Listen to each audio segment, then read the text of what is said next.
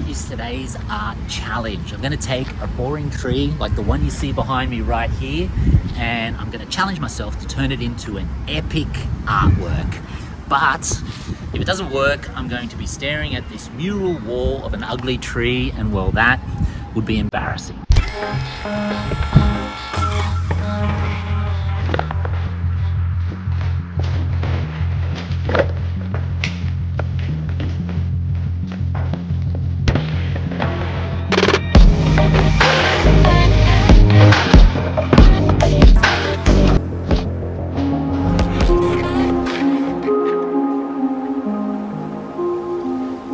Tree.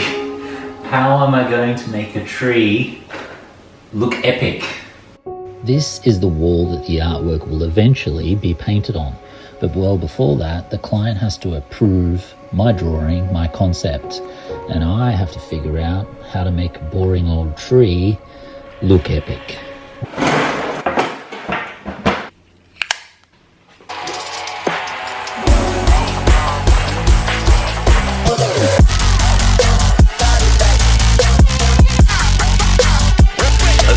This is wild. So this says trees can actually talk to each other underground.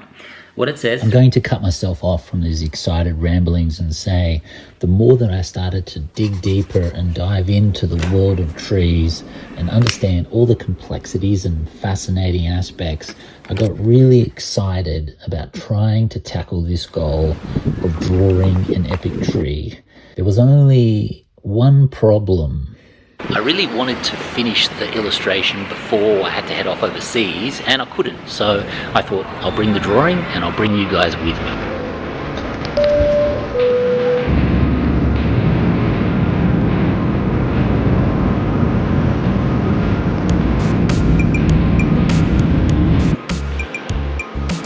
Here in Northern China, no one really speaks English, and for the first couple of days I didn't download a VPN, so I couldn't get onto any of my social media accounts, and it's incredible how much your brain starts to recharge. And I've really been 110% focused on illustration while still being able to take in all the marvelous, at the moment we're swimming, all the marvelous things that China has to offer.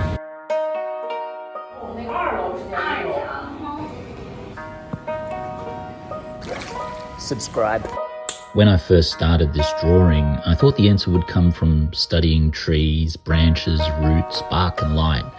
I thought if I look close enough, I'd find it. But I'm realizing inspiration doesn't always live where you're staring. Sometimes it waits for you when you stop looking. Because the more I traveled throughout China, the more I realized that this really wasn't about drawing a tree. It was about understanding how things grow.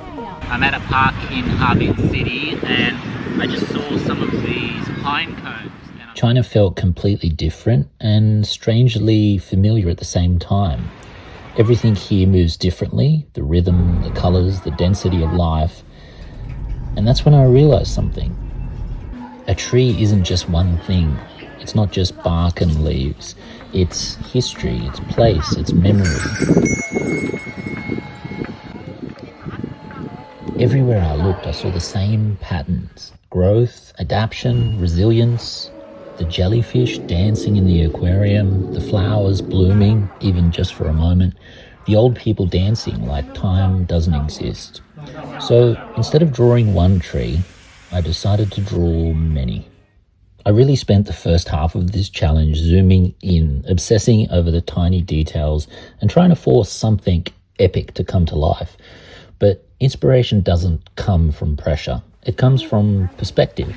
So this is the part where we stop narrowing down and we start opening up.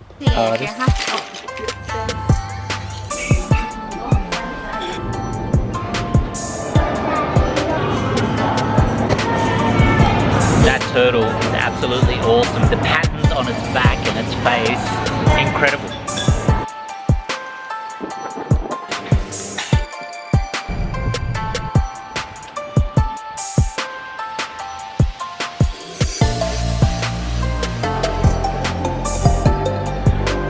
Old mate's doing a backflip. I didn't come back home with answers.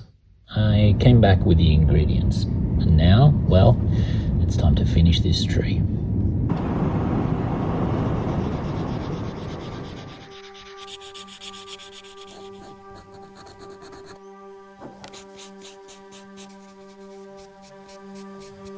Okay, confession time.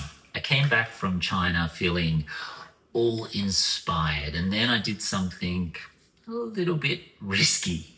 I completely freestyled the background of the clouds. No reference images, no sketches or anything, just free-flowing this background sky.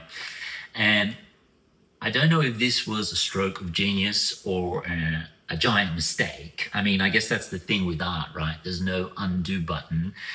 It's you create, and then hopefully I can dig myself out of this hole that I've created.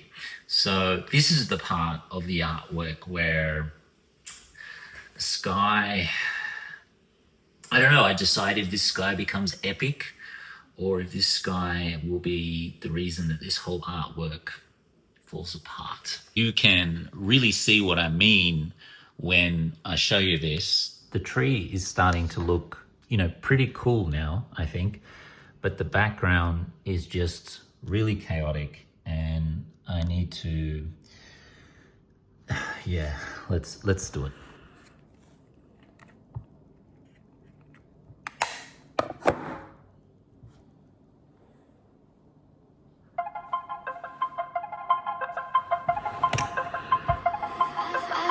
I've learned from my mistakes, and I'm trying to make it better. But I'm only human. Some days it's hard to move on, so I keep fighting every day. I don't blame myself for my mistakes. I'm only human. At the beginning of this video, I set out with one simple goal: to make a tree epic. And for a long time, I thought epic meant scale, more drama and more effort. But somewhere in between Sydney and China, that idea changed for me. This tree isn't epic because it's perfect. It's epic because it carries place, moments, and everything that shaped it along the way, just like real trees do. This is my epic tree.